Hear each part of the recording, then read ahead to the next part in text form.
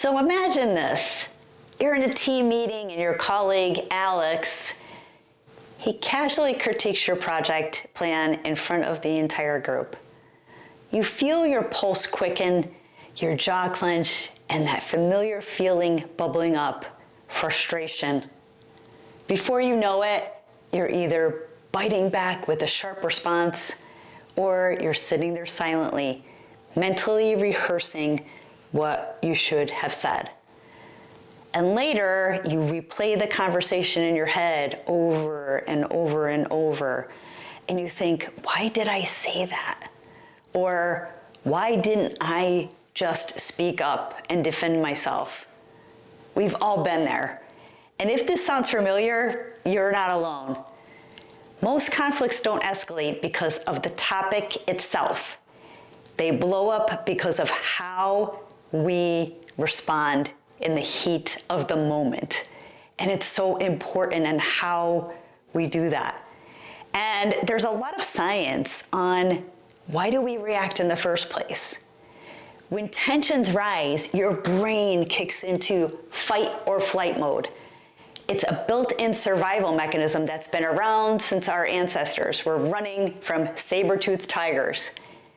Neurobiologist Dr. Joseph Ledoux, he found that emotional stimuli, they get routed directly to that amygdala. Once again, here we are talking about the amygdala, right?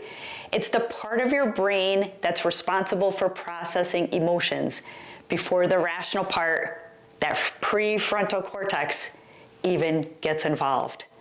So translation here, you're often reacting emotionally because you've had time to think.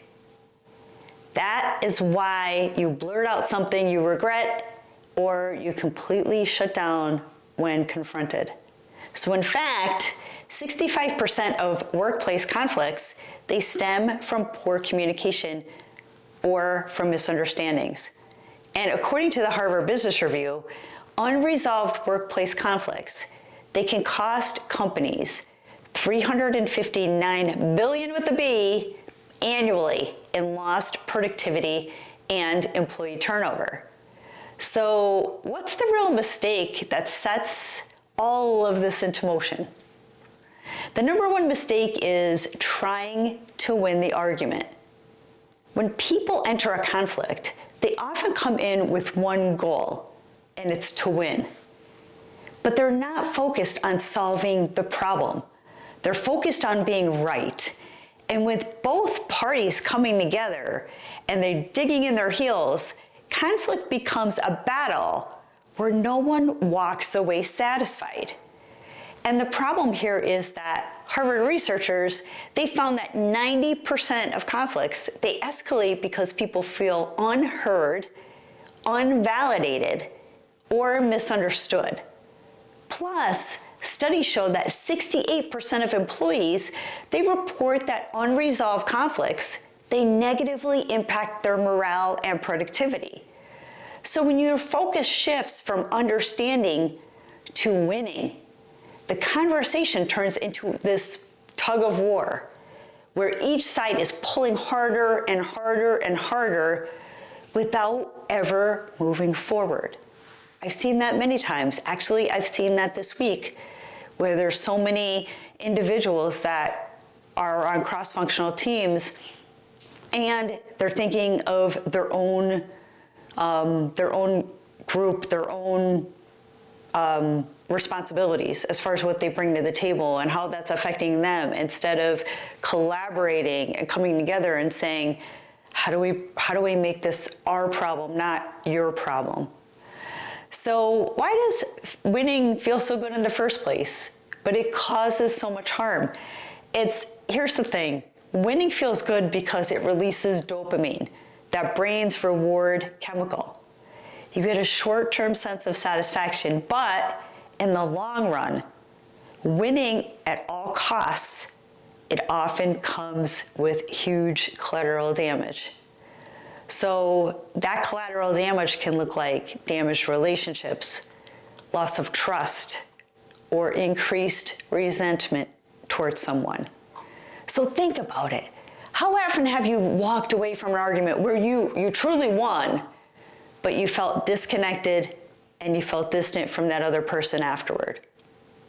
The fix is we need to shift our mindsets from winning to understanding. And I know that's hard, especially when you're going up against somebody you really don't like. You want to win, you want to feel like you took one for the team. But sometimes even with those that we don't really love or get along with well, the more that we can get to that point of understanding, the better the situation is for the short and the long term.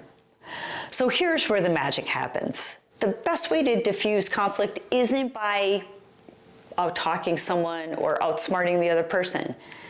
It's by seeking to understand their perspective first. This small shift change, it really changes everything. When you listen to understand instead of listening to respond, you create an environment where people feel heard and valued. And guess what? When people feel heard, they become less defensive and more open to collaboration.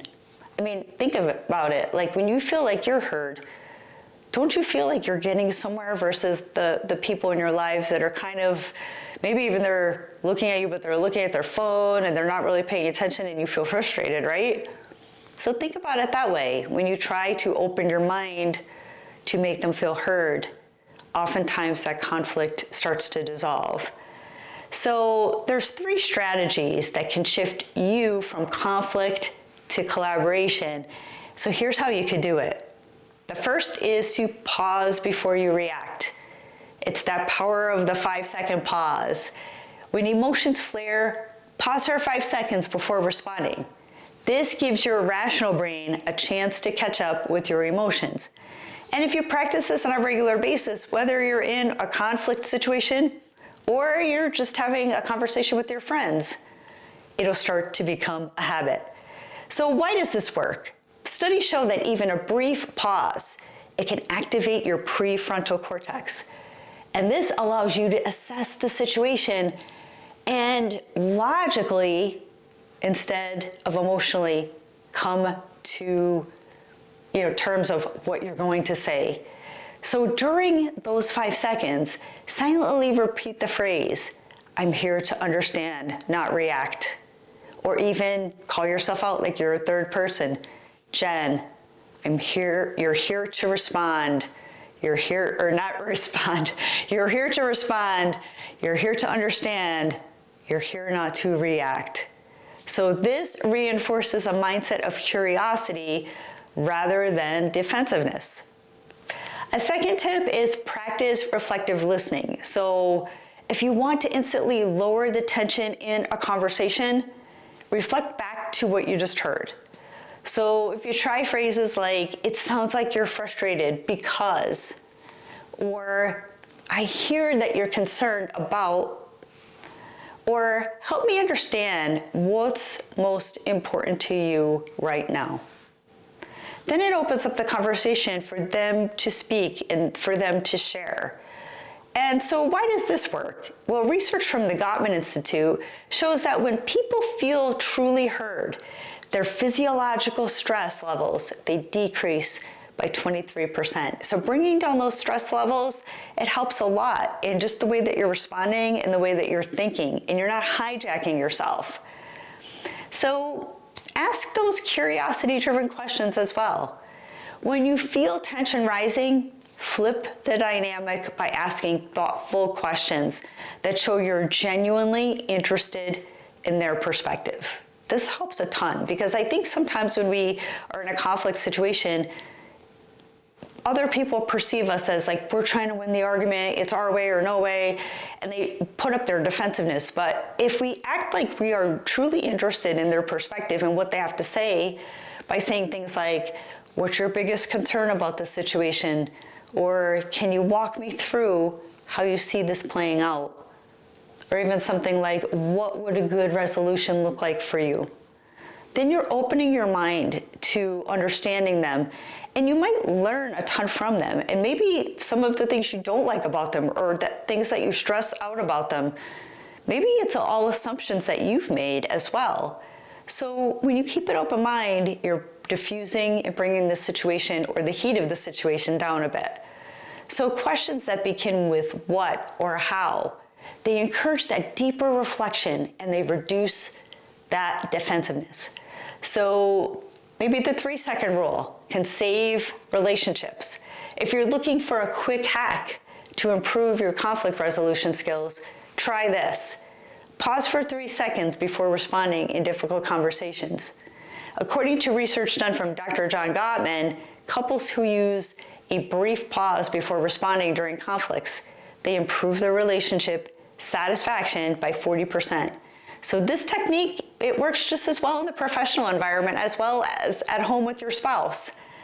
And when you pause, give yourself time to assess whether you're reacting emotionally or responding thoughtfully.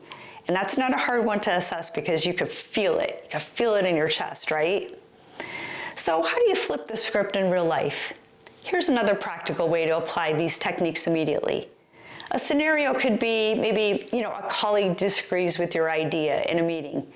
Instead of reacting defensively, try saying something like, "It sounds like you're concerned about whatever their point is. Can you tell me more about that?" This approach makes them feel heard and it opens the door to constructive dialogue. So what happens when you make this shift? When you make this shift from being reactive to really responding and moving from winning to understanding. You create an environment where people feel valued and heard, conflict becomes a catalyst for growth and collaboration, and trust and respect deepen over time. Your action plan for this week is next time a conflict strikes, pause, breathe, and reflect. Give your brain a moment to shift gears. You're going to want to listen to understand, not to respond. Reflect and ask questions. And third, you want to aim for collaboration, not competition, so stop seeking to win an outcome. So remember, conflict isn't something to avoid, it's an opportunity to strengthen relationships, to sharpen your leadership skills, and build trust. So the next time that you're faced with a difficult conversation, ask yourself, do I want to win or do I want to understand? Your future self and relationships will thank you. If you were looking to up your discipline game, download my free ebook, Discipline Made Simple, 5 proven steps to transform your life in the next 30 days. I'll put a link in the comments in the description below. And if you found this content valuable, please consider sharing, please consider subscribing, and we'll see you on the next video.